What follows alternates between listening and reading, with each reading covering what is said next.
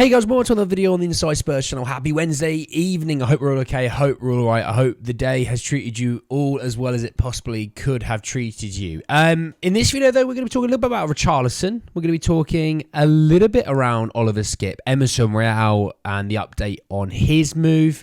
A bit of a chatter as to what Spurs want to do in regards to a winger position.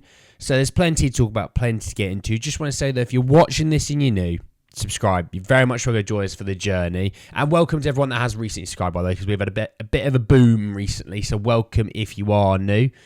You are very much welcome still. Don't worry. Just because in case you don't think you are. So let's jump in. Let's talk some stuff from Gary Jacobs. There's quite a bit he talked about, and I'll probably accidentally repeat certain things. So bear with me on this one, okay?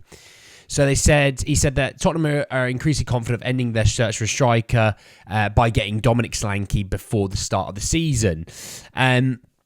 Alongside that, Spurs are still looking at a winger, and they've looked at Pedro Neto in the past. He goes on to say that, and this, please, before you complain, hear me out on this one, because I think this is a bit of a double bluff. He said that Solanke's deal would be funded by Richarlison's expected exit to the Saudi Pro League. We talked about Richarlison in a previous video. Now, I don't think it is whatsoever. We've only spent 30 million. The money's there, right? They're saying this more so to stop teams that we're buying off of going, well, yeah, you've got all this money. We're going to raise the price. That's why they're doing it. There's not because there's a lack of money. There is money. Even the most staunch anti-Daniel Levy people would understand we've spent 30 million.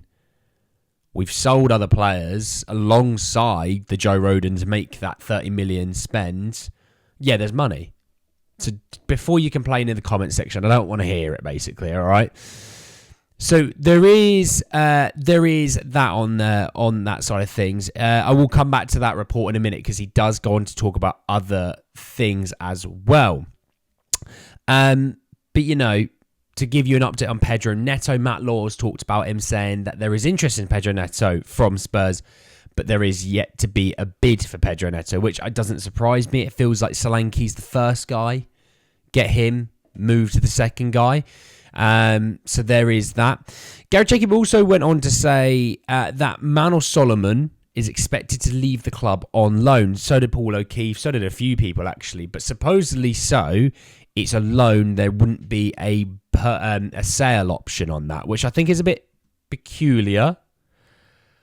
But I get it if they're looking to free up a couple of spots quite easily, get Solomon some time out on loan. There's supposedly interest from, I think there was Germany, Spain and England. It's not maybe what I would do, but I don't hate it personally. I mean, look, you're talking about an upgrade from Pedro Neto, from Manor Solomon to a Pedro Neto. You can say that's for sure.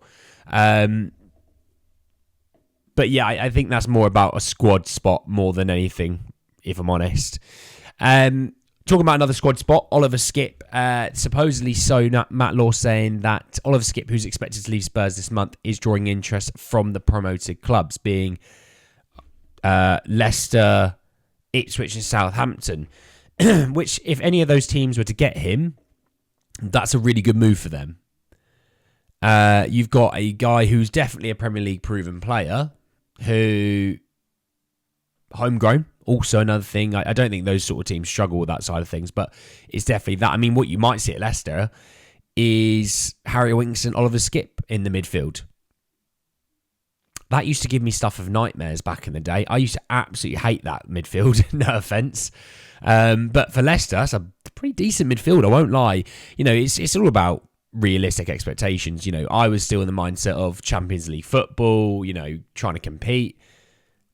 Yeah, Leicester are just trying to survive. And those two would absolutely be fantastic for them. And for the other two teams, it'd be great for them. And Spurs could look to cash in on a bit of Oliver Skipp.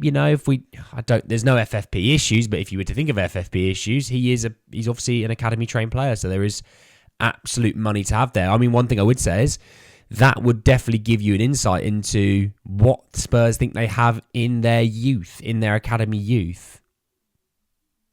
There's definitely something there in that.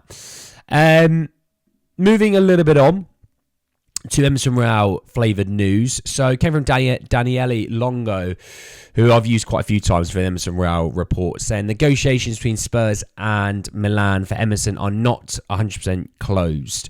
There's still something missing between the clubs. White smoke that could slip by a few days. Now, the thing is with this, we're talking very minimal details now. So I don't see this being a deal that that takes too long to complete from here, if I'm honest.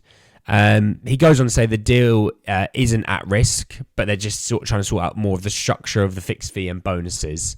So, look, don't panic is all I'm trying to say on this one. Don't panic because the deal supposedly isn't close to falling through or anything like that. Talking a little bit on just a bit of Dominic Solanke favoured news. Matt Law also saying that Spurs want to negotiate a lower initial price than its release clause. Shock. I know what I mean. You know what I mean? Try and save some money. I don't think that's shocking to anyone.